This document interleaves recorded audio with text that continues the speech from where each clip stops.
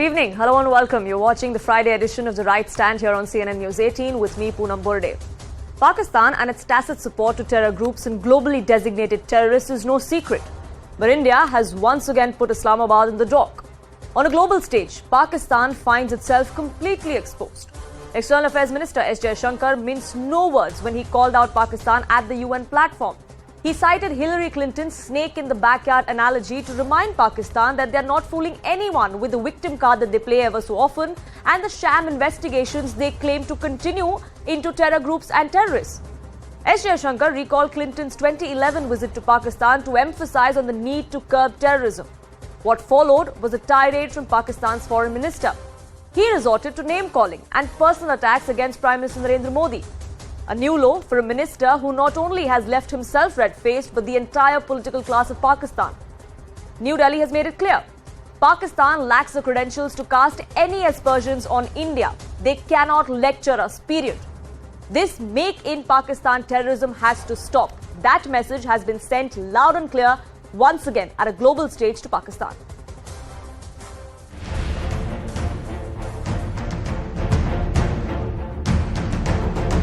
You're asking the wrong minister when you say how long will we do this, because it is the ministers of Pakistan who will tell you how long Pakistan intends to practice terrorism.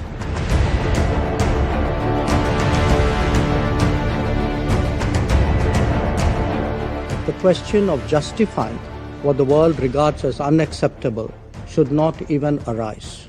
That certainly applies to state sponsorship of cross-border terrorism.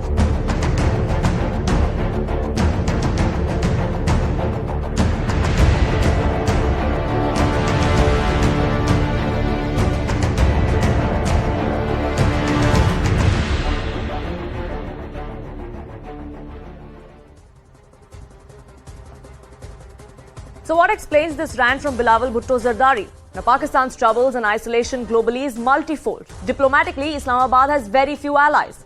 Economically, the country is fighting to stay afloat and many domestic crises they are facing, those are only mounting. Let me break it down for you, at least this threefold problem that Islamabad faces. Diplomatically, India has called out Pakistan-sponsored terrorism at the UN, and that really is the latest as far as its global isolation diplomatically is concerned. As far as the economic distress goes, Pakistan's foreign exchange reserves are at a ridiculous amount of low. They are at a precarious level. They haven't had the money to pay many of their missions abroad for months together. They all are now fighting back. As far as domestically is concerned, allegations of corruption against the current government are only mounting. Let's move on to another set of problems that Islamabad faces. A US report recently claimed that Pakistan tops the list of nations at risk as far as religious freedom is concerned. Economically, Pakistan's outstanding loan in October 2012 was at $48.23 billion. Domestically, the high-handedness of Pakistan government, of the Pakistan army, continues to create upheaval, at least in parts of the country. Diplomatically, Pakistan is completely isolated and red-faced. Pakistan's Afghanistan plan has gone completely awry. There are clashes at the Quetta border. It's a Frankenstein they created that they can no longer control. Economically, Pakistan does not have enough funds to even buy food for the flood victims. As far as domestic crisis goes, the flood victims and what followed consequently in terms of rehabilitation, that of course continues to be there. Thousands of people there are still reeling under that shock. Is this the desperation that has led to the tirade that we see from Bilawal Bhutto Zardari at a UN stage? Is Pakistan completely isolated? The Pakistan reality check is the big debate here on The Right Stand.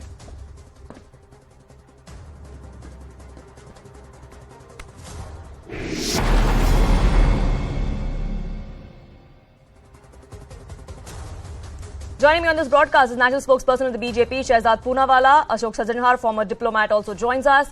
Sushant Sareen, senior fellow of the ORF, is with me on this broadcast. But I want to ask the first question to strategic and political analyst joining us from Pakistan, Dr. Qamar Cheema.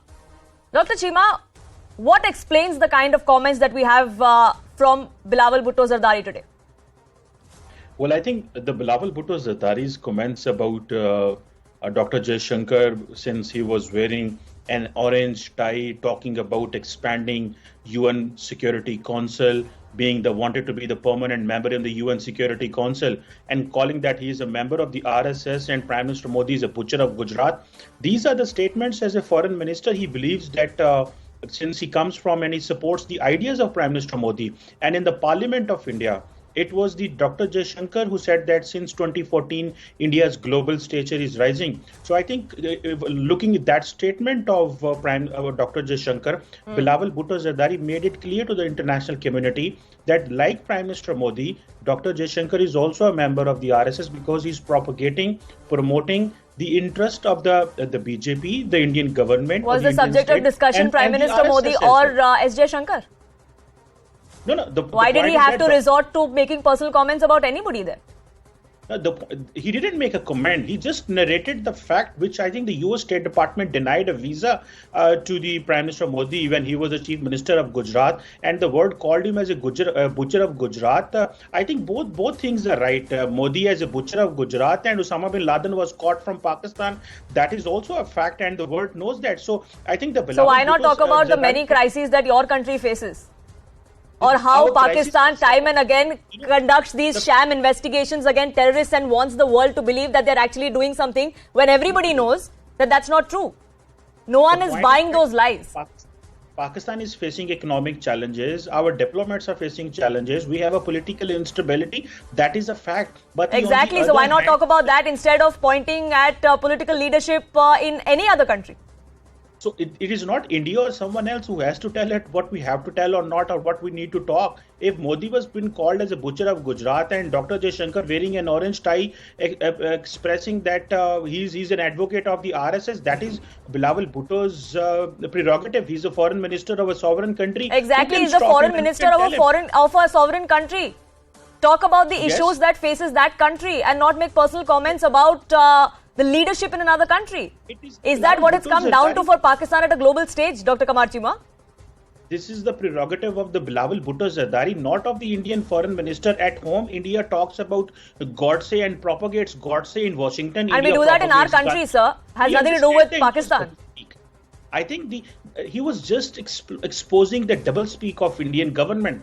At home, the BJP talks of Godse as a hero. In Washington, they make Gandhi as a hero. That is a problem, and that is what the Bilawal Bhutto Zardari was exposing. And that is where I think the international community, Bilawal Bhutto Zardari wanted international community to know that this double face of India, which is being considered as one of the biggest democracies. Sure. Yes, India is a democracy. But on the other hand, this is a double face. And Dr. Jaishankar comes as a supporter and a better of the ideology. Sure. So you're saying this has nothing to do with the double face of Pakistan?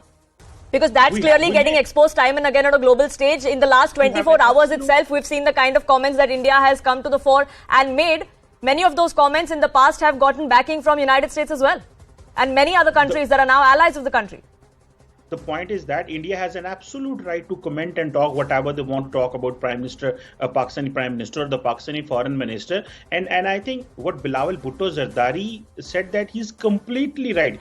Osama bin Laden was caught in Pakistan. Dr. Jaishankar is right. He was there. And Prime Minister Modi, as a butcher of Gujarat, he was denied the US visa at that time. And so you just dodged the bullet on how Pakistan harbors terrorists, how terrorists flourish in Pakistan. So the best idea was to divert attention and talk about the political class in another country and make personal comments about S. Jaishankar and Prime Minister Modi. Sharad Poonawalla, that clearly looks like a diversionary tactic because that's all that they have to speak on. When direct questions are asked about how they are supporting terrorists, how terrorists are flourishing on Pakistani soil, they obviously have nothing to say. Diplomatic niceties and common courtesy prevents me from saying the barbarians of Baluchistan, the Pappu of Pakistan, or the son of 10% in Pakistan, and we all know who was Mr. 10%. I understand their pain because this picture terribly pains them even today. Kamar Chima, remember this picture? Anyways, congratulations on Vijay Diwas. We are celebrating it, the liberation of what was East Pakistan and Bangladesh today, and coincidentally the statement comes here. Let me tell you what has happened in the last 75 years, Kamar Chima, and I hope you won't interrupt me. This is coming from an Indian Muslim for whom you keep crying tears and tears. You know, Kamar Chima, Today, when the world looks at India, they look at an economic hotspot. When they look at your country, they look at a terror hotspot. When they close their eyes and they think about Indians, we see the top CEOs of global companies, Satya Nadella, Sundar Pichai, you see Rishi Sunak, all of Indian origin. When you talk about the global terrorists, the only names that come to mind are Lakhvi and Hafiz Saeed, and of course, the one you gave patronage to, Osama bin Laden. We don't need certificates from a country that considers Osama bin Laden a martyr and a shaheed. That's what you're down to. We also don't need certificates from a country that has the most glaring double standards. By the way, you're a country of Jinnah. Don't need to sermonize us about Gandhi. If you were so Gandhian, please tell us what you've done to the Hindu minority. What have you done to the temples and the Gurudwaras? What are you doing to minor girls in Pakistan who come from the Hindu community? And what are you doing to your own people in Baluchistan? What are you doing to the Shias and the Aga Khanis, to the Ahmadiyas? So the last person now, Mr. Kamar Chima, don't... I know you got schooled by Jaishankar and now you're getting schooled again. Please, Mr. Chima, the least I can expect is a little common courtesy. You've lost the last fig leaf of dignity with Bilawal Bhutto opening his mouth on an international platform. Can you allow me to complete? Can you allow me to complete? Dr. Kamar Chima, you claim to understand the pain of Muslims in our country. We really don't need you to do that. Why don't you understand the pain of minorities in your own country first and then give us lectures? Let Shehzad finish and I'll come back to you. No, let me just complete Let Shehzad finish. I will come back to you, and I would prefer it if you can talk about what your government or what your country has been doing to minorities in your country instead of sermonizing us. Please. Look, Shehzad, go ahead. Poonam, the problem with Pakistan is that today people are advocating India being put on a list, and that list is the United Nations Security Council list, the Permanent Security Council list. The only list people talk about putting Pakistan is in the FATF list. The only thing that people talk about Pakistan is about the kind of economic bankruptcy they've run themselves into. You export terrorism and donkeys. You have to put your embassy building on sale. We export vaccines, and some of them reached you because of which you could vaccinate some of your citizens. We export technology. This is the difference. Kamar, what you need to do, please don't interrupt me. There are 3 A's that were there with Pakistan: Allah, America and Attankwad. Allah has left you long back. You don't even stand up for the Muslims in China. China, your most biggest patronizer, is the one perpetrating these atrocities on the Muslims in China, but you won't open your mouth about it. Then there is America, which has completely forsaken you. Their statements are out there in the open. And by the way, if America is the barometer, the statements made by America about how you are a safe haven for terrorists should be a reminder for you. And then is Attankwad. Attankwad ke baare mein aapko bata do, this is not the government that sat after 26/11. It's a government that ghus ke marti hai. Surgical strike and Balakot airstrike should be a good reminder to you. You are a spokesperson of the BJP, because if a Muslim acts like a Hindu, he will get a higher identity. I can understand your pain, Shehzad Poonawala. Kamar, please keep doing. Kamar. Since you played the Muslim card and I was waiting how long you'd do that, can I ask you a question? Kamar, you are working for. Can I ask you a question? Can I ask you a question on behalf of the Ummah? Can I ask you a question on behalf of the Ummah that you claim to represent? ये China में Xinjiang province में मुसलमानों को तो मोहम्मद नाम रखना, दाढ़ी रखना और कुरान पढ़ना मना है. Take a stand on China. I don't represent Ummah, I represent Pakistan. Thank you very much. Don't represent our cause either. The Indian Muslim needs no certificate from somebody who won't even acknowledge Shias, Aga Khanis and Ahmadiyas. Keep your position where you are. You are down to exporting donkeys. Export donkeys. An export of terror from Pakistan is, like I started my show with, is a known secret. And Sushant Sareen, that's really what it comes down to. Pakistan can cry all the tears it wants, play the victim card and claim how they are victims of terror at n number of global platforms that they want, but nobody is buying those lies. Poonam, since Mr. Chima, I don't want to call him doctor because there's nothing doctorate about him. But since he insists on defending the fact that their foreign minister indulges in personal comments, and that's perfectly legitimate, I want to indulge in some of my own. Number one, the foreign minister's lineage. He's the grandson of a man who is responsible for the butchery in Bangladesh. The man who pretended to be a Democrat but violated all democratic principles and was originally a fascist. Who tried to agglomerate power, who tried to demolish democracy in Pakistan, and then suffered the consequences for it. Not a martyr. He is the son of a woman who is also the mother of the Taliban. The Taliban came into existence under her watch when she was the prime minister. And it was her interior minister who said the Taliban are our boys. So in a way, Mr. Bhutto, Bilawal Bhutto Zardari, is a step brother of the Taliban. And then he goes and pretends in the rest of the world as though he's a very liberal and progressive character. Number 3, he is the son of the Bonnie and Clyde of Pakistan. His mother and his father are legendary chores of Pakistan, right? And I'm not saying this, the Pakistanis say it. So for him to come and pretend, and he presides over a party, as Shehzad very correctly said, which runs a province in which the worst persecution of minorities takes place. For him to then go onto an international stage and talk about India and in very disparaging terms, I think is rather rich coming from these characters. Number 1. Number 2, on the whole issue of terrorism, for these guys, Bilawal Bhutto out there said his mother is a martyr. She was not a martyr. It was her children who killed her. That does not make her a martyr. Okay, let's be very, very clear about it. She paid the price for what she did. She paid the price for creating terrorists. So there's absolutely nothing wrong. And she defended terrorism in Kashmir in 1990 and 91. She was responsible for terrorism in Kashmir. So let's not, I know tears need to be said for her. And for him to pretend that his mother was a martyr, utter nonsense. Number 3, let's come down to the brass tacks. These guys go to the rest of the world with a begging bowl that, we had flood. Dr. Kamar Chima, I would appreciate if you don't make personal comments about the analysts on this panel, because if anybody is lying, it was Bilawal Bhutto Zardari, and he was clearly caught out lying on a world stage, which is why he resorted to doing what he did. And Sushant Sareen, go ahead. You have to shut up this loudmouth, otherwise I will say something that I don't want to say. So the fact of the matter is they go with a begging bowl because they had floods. Please ask them how much money they have siphoned off of whatever little money has come to them. And these guys go and build chateaux in France and palaces in Surrey and what have you, and then they go to the rest of the world and say, please give us money. I can tell you nobody is going to give them any money. And finally, on this whole issue of why he says what he says, he's trying to furnish his own credentials. Look, he is not that he's worked his way through. He is a dynast who inherited a party. It's a party which is now reduced to a sub-regional level. It is a sub-regional party in a part of the Sindh province, which is party controls. Now, for him to say what he's saying is basically he's trying to do what Imran Khan tried to do. Imran Khan paid a price for it, so will he pay a price for it. And no tears need to be shed when he pays a price for it. He's a loudmouth who thinks that being a smart aleck makes him a very smart and cool dude. It doesn't. And for diplomatically, there will be a big price for Pakistan to pay for this kind of thing. I'm very happy with what he has said, because there were a lot of people in India who were saying that no, we need to reach out to Pakistan. I think all of that has gone for good.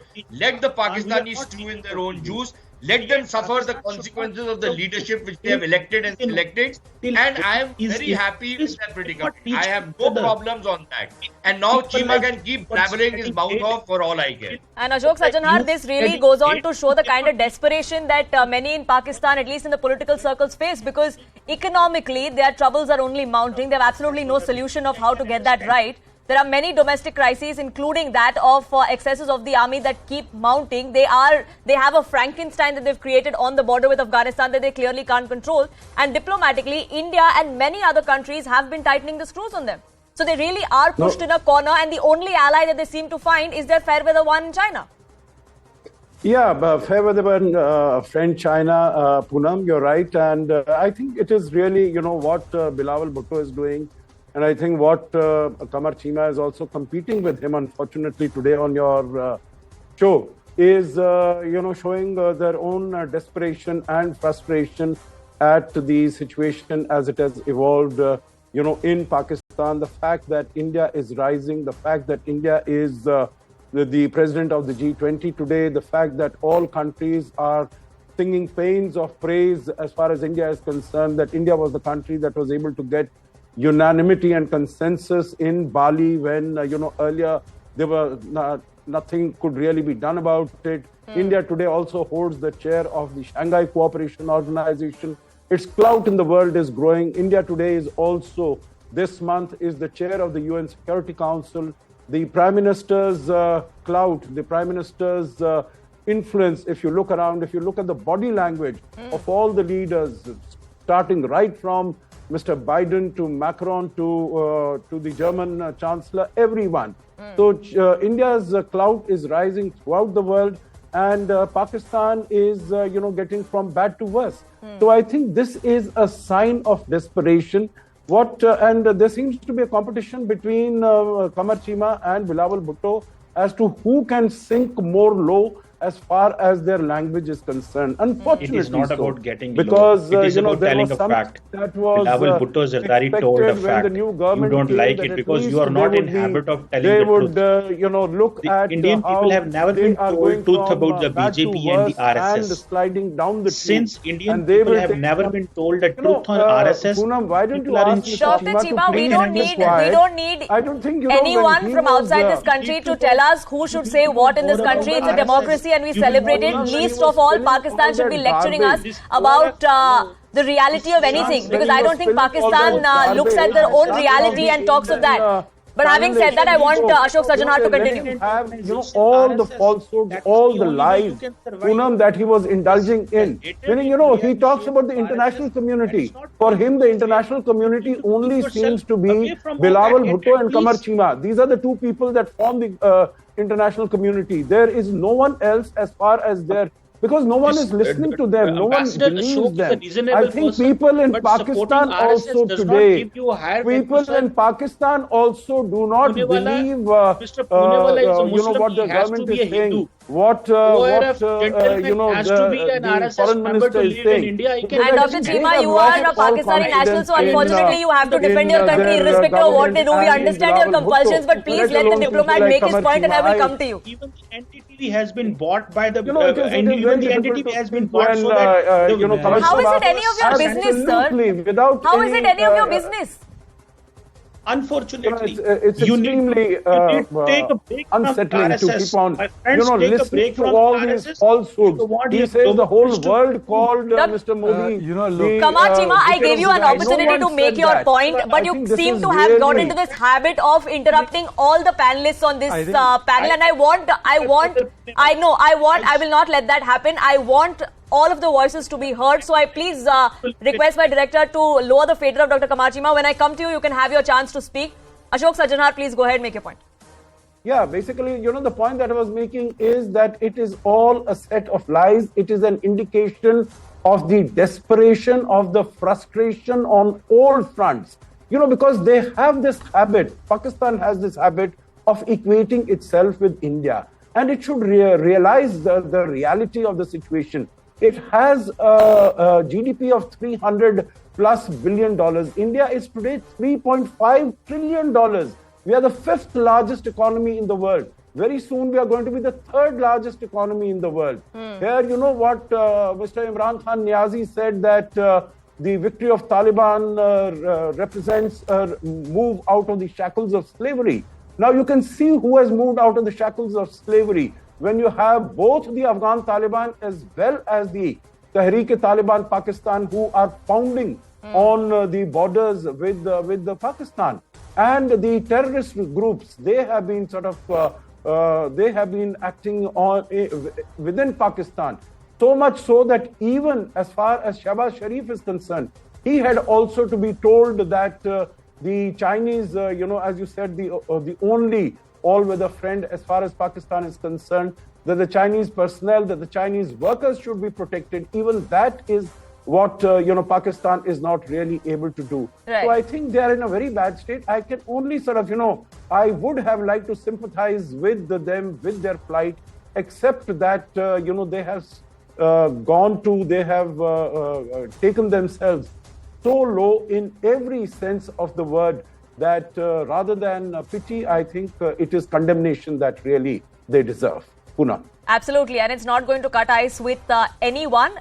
Their lies have been caught out multiple times on World Forum as far as their fight against terror, the so-called fight against terror that they seem to be claiming. All this while, all of those sham fights have been exposed time and again by India and several other countries at global forums. And that's really what seems to have pushed Pakistan and the political leadership there into a corner, which is why we're seeing these kind of comments come to the fore from all of those people that we have seen. And Qamar Chima, you say that India has to look at what we're doing with our minorities, but you won't look at that. You say we must face our realities, you won't face your reality.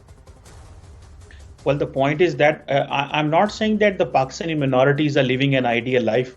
And for example, if you have to live that how a minority should look like and how a minority is facing a challenge, but he's acting so bravely, just look at Mr. Shahzad Poonewala. So wait 1 minute. So you agree that minorities are not living an ideal life in Pakistan, and yet you think you have the moral authority to lecture us about it? He's acting like a Hindu. It's amazing. He's a Muslim, but he's acting like a Hindu. I'm proud of Mr. Shahzad Poonewala. He's doing an excellent work. It's amazing, Qamar Chima, how you accept that yes, Osama was in Pakistan, we concede. But yet you can't be questioned on supporting terror. You say yes, it's not ideal for minorities in our country, but wait, let me lecture India about how they treat minorities. You have no moral authority to do that, sir. I'm sorry, you cannot.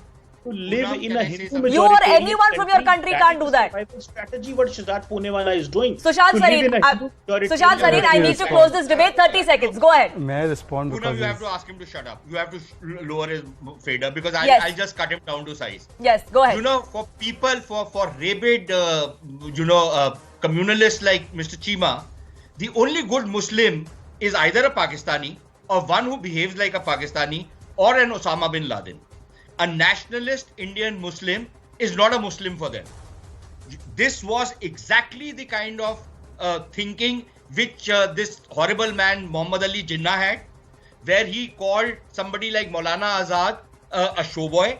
And this is exactly the attitude which Chima has, right? So for them, any Indian Muslim who stands with India, any Indian Muslim who defends India is a showboy, is not a Muslim, is a Hindu. And this is exactly the kind of mindset which not only Chima, but that fellow Bilawal Bhutto, that dynast, and everybody else in Pakistan exudes. So if you expect any sense to come out of these characters, you are living in a cuckoo land. It's not going to happen.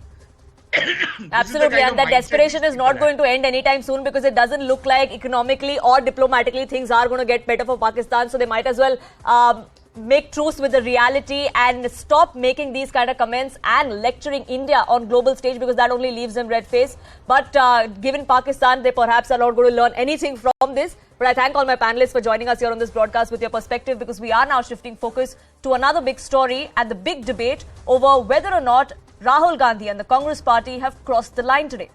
Now, China has made several attempts to unilaterally change status quo at the line of actual control. They've provoked India needlessly and then played the victim card.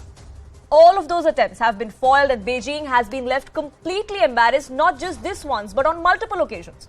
India's military has shown the Chinese troops that any misadventure will be met with equal force. Be it Galwan in 2020 or Tawang in 2022.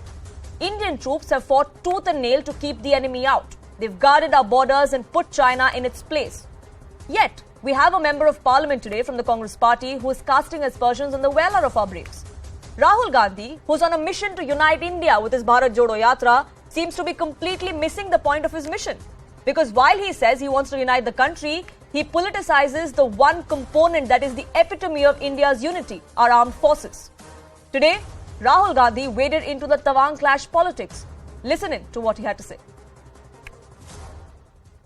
जिन्होंने 2000 square kilometre Hindustan का उठा लिया, जिन्होंने हिंदुस्तान के 20 जवानों को शहीद किया, जो हमारे जवानों को अरुणाचल प्रदेश में पीट रहे हैं, मैंने कहा हिंदुस्तान की प्रेस मुझसे इनके बारे में एक सवाल नहीं पूछेगी। जो चाइना का थ्रेट है और मुझे तो वो क्लियर, और मैं इसको अब 2-3 सालों से कह रहा हूं,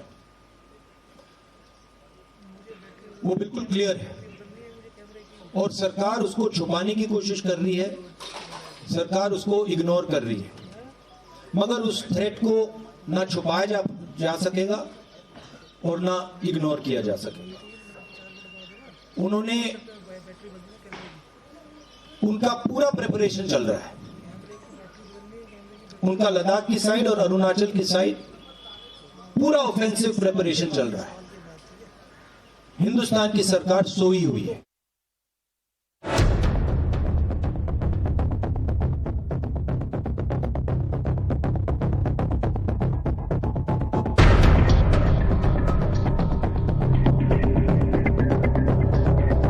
जो चाइना का थ्रेट है, और मैं इसको अब 2-3 सालों से कह रहा हूं, वो बिल्कुल क्लियर है और सरकार उसको छुपाने की कोशिश कर रही है, सरकार उसको इग्नोर कर रही है।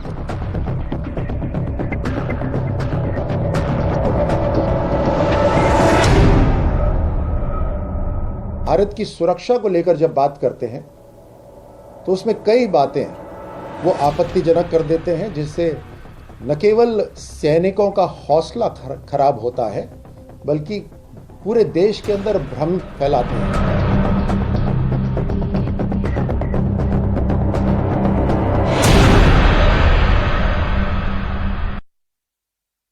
So the question we ask here on the Right Stand tonight is Rahul Gandhi berating Bharat and its braves for petty politics of his own and the Congress party? That's the question, and I open it up to my guests here on this broadcast.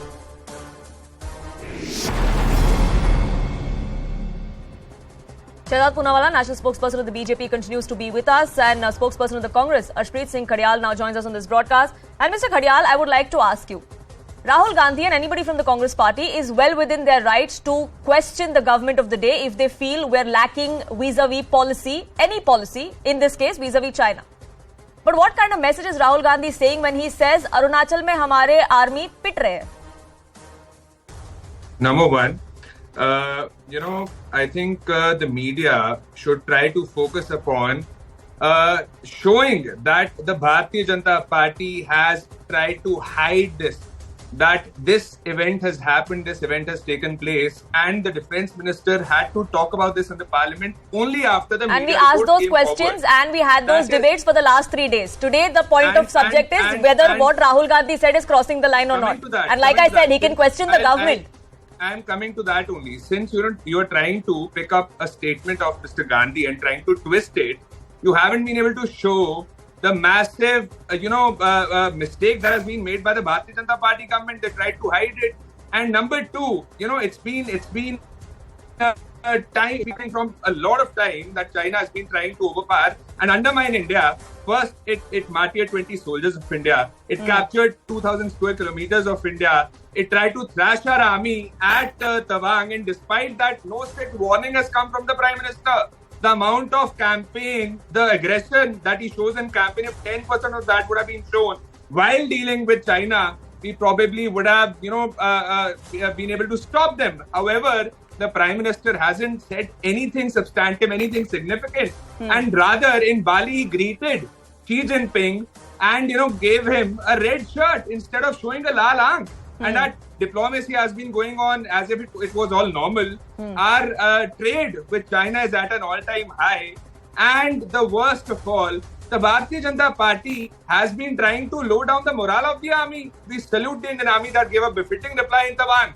When Rahul Gandhi says hamari army pit gayi. However, we gave a befitting reply to the PLA. It was the Bharatiya Janata Party that did not even want to talk about this, that did not even want to tell the country that something of this sort has happened in the first place. They were quiet for 4 days. And it was only after the media report came in. And number 5, I want to ask the Bharatiya Janata Party this one thing. Why has the Bharatiya Janata Party not done anything about this issue? The amount of time you spend upon campaigning, why do you not spend 10% of that time for our national security? Or do you not think it's an important issue enough? And number 4, Mr. Modi, when he was in the opposition, he used to say, China shows us lal aankh. And today, while he's the Prime Minister, he has refused to do anything significant. He has refused to give a befitting reply to China. It is our army that has been fighting, but it is our Prime Minister who, because of his, weak stance and timidity, even back in the day, what he did was when we were at an advantageous position at Kailash. Sure. But Mr. Khadiyal, you still haven't answered the question I asked you. What kind of message does Rahul Gandhi, a member of parliament in this country, send when he says hamari army pit gayi? He's on a Bharat Jodo mission. You are trying to misquote him. That is not what he said. That is not what he meant. He said that our army deserves respect. And it is the Bharatiya Janata Party that has time and again tried to undermine the army by not doing anything. Okay. And it is the Bharatiya Janata Party that should have given a reply to China. Sure, so let the BJP spokesperson on the panel respond. And Shehzad, it's a out of context quote. It's an out of context quote of Rahul Gandhi. He really didn't mean it. All he was doing was trying to question the government, which he can. in a healthy democracy. I've heard patiently for 3.5 minutes. I hope I won't be interrupted. Khadial can speak after I've finished. First of all, it's not at all a coincidence that on the day of Vijay Diwas, the pappus of both Pakistan and India have spoken and have scored massive self-goals. It's not a sayyog. No, come on. This is not the way to do this. Let's not make it personal, Shehzad. And Mr. Khadial, he said a lot of things about the Prime Minister. You had your time, uninterrupted one at that. Let him finish. I will come back to you, sir. Mr. Khadial, you got the courtesy of having to say your point. Give him the same courtesy. Let's please keep this civil gentleman, please. You can take one panelist at a time. I think he'll be better off. Otherwise, he won't let me speak. He's a serial offender. Which is what I did. I just said, can we please keep this civil, both gentlemen? I also asked Shehzad to not make this personal. Mr. Khadial, I will come back to you. Let him make his point like you made yours. He can respond in the manner he wants. Shehzad, go ahead. So first of all, please be civil. This is not the way. I am running short of time, gentlemen. We can't have this going on. Let's not you can just let not this debate digress into something that it's not. Shehzad, please go ahead and make your point. I hope I won't be interrupted. I hope your director will cooperate. Look, on a day of Vijay Diwas, both people who are called pappus in their own land are today shooting off their mouth, and therefore it is important to know that this is not a sayyog. You'll come here and talk about yourself. Poonam, this is eminently unfair. I waited. I heard him out for 4 minutes. He said a lot of things about the PM. I shouldn't have to beg for my time. Your PCR can allow one panelist at a time. Mr. Khadial, I requested you to give Shehzad his time. All I can do is request you. You clearly are not cooperating. So I would ask my director to please lower his speed up. Shehzad, make your point, and I need to go back to him because I really have to move on from this debate to another issue as well. Shehzad, please go ahead. I will say my entire piece and then you can go back to it. Look, on the day of Vijay Diwas, when we should be celebrating the morale of our forces, you have one pappu there and one pappu here. Now, what is common is that this is not a sayyog, this is an udyog. And therefore, I say the Congress party, it stands for a new CCP, Chinese Congress propaganda. And look, this is not the first time. We know the statement of Rahul Gandhi. First of all, let me make you hear what he said. जो हमारे जवानों को अरुणाचल प्रदेश में पीट रहे हैं, जो हमारे जवानों को अरुणाचल प्रदेश में पीट रहे हैं.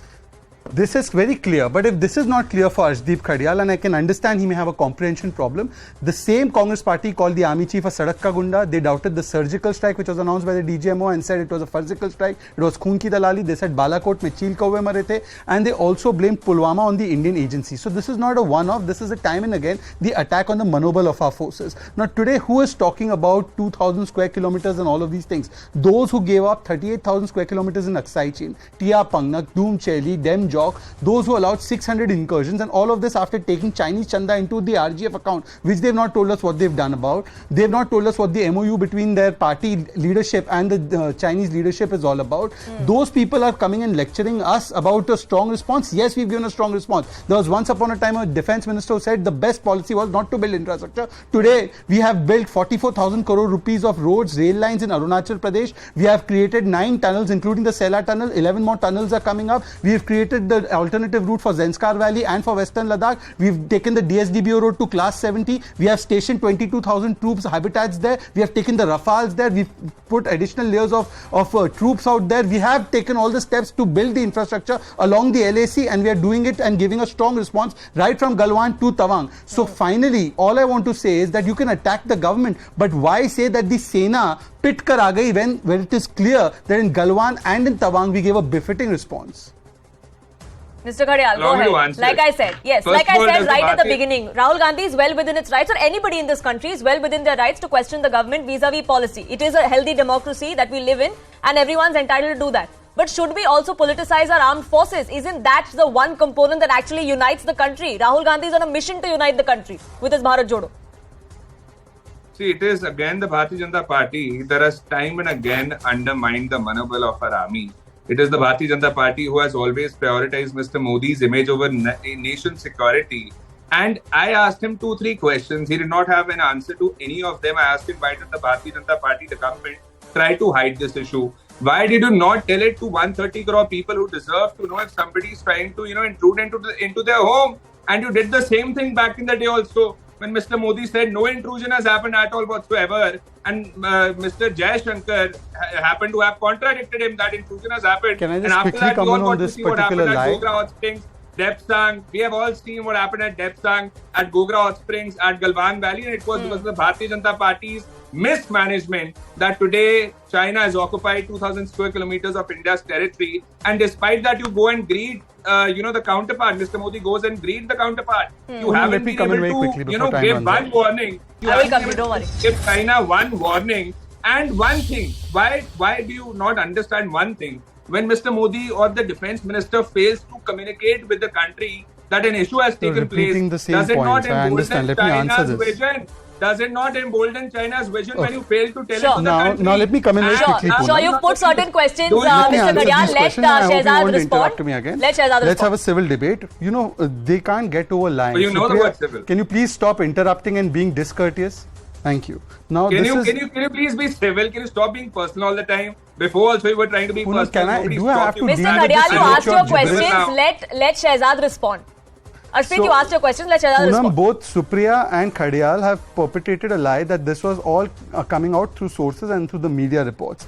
Ms. Supriya Shinir also made that public accusation. Here is the PRO statement of Tezpur defense sector, which was put out as a press release. It was only after, so the PRO put out a press release indicating what had happened in Arunachal Pradesh on 9 December. So this allegation that it came out because of media reports is completely false. And secondly, here is a news report of 2009. Here you can see what is the statement given by the government. The government says to the media asked not to overplay China border incidents, FIR to be filed against reporters who claim soldiers were injured in Chinese firing. This is at a time when the UPA government was in power. Here's the report of the Hindu. I'm showing it to you and your viewers.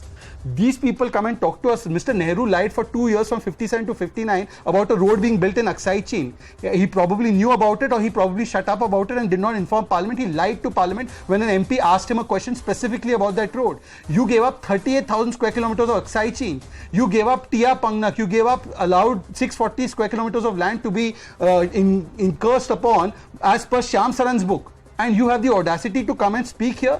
You are the ones who took the trade deficit from $1 billion to $36 billion. That's 2,400% higher after taking Chinese funds into your RGF account. Sure. And can you please tell us what the MOU entails? So it's your suppression versus my suppression. Is that what it is? Arshpreet Kadial, now you asked certain questions. Shehzad has put certain questions to you. Would you like to respond? See, of course, it's the Bharatiya Janata Party that has first ignored, the present situation. They are going back into the history because they probably have no answers to the present day's questions. If Shehzad talking about history would have solved the situation we have at hand, please go ahead and talk about history as much as you want. I don't understand if you know why didn't you solve it? Why didn't you get back Aksai Chin? I think I heard Shehzad, you had your time. Let him finish. So Shehzad says that no, it was not the media report that put this out amongst the public. Then why for 3 days in the parliament no leader from the Bharatiya Janata Party spoke about this issue? Because Saturday and Sunday Parliament doesn't work. It happened in the first place. Saturday and Sunday Parliament doesn't work. Nothing has happened now. Do you not know how to be civil? Saturday and Sunday Parliament doesn't work. The flag meeting took place. After that the information was put out. Okay, gentlemen, we seem to be digressing from the subject at hand. The debate over whether or not there was a delay in the government informing the Parliament. Was Rajnath Singh's statement enough or not? As the opposition says it's not, and we need a discussion. That debate continues. Whether what Rahul Gandhi did today was crossing the line, perhaps, jury is out on that as well. But I thank you both gentlemen for joining us here on this broadcast. With that, we're slipping into a quick break here on this edition. But on the other side, we have a very special guest lined up for you, so don't go anywhere.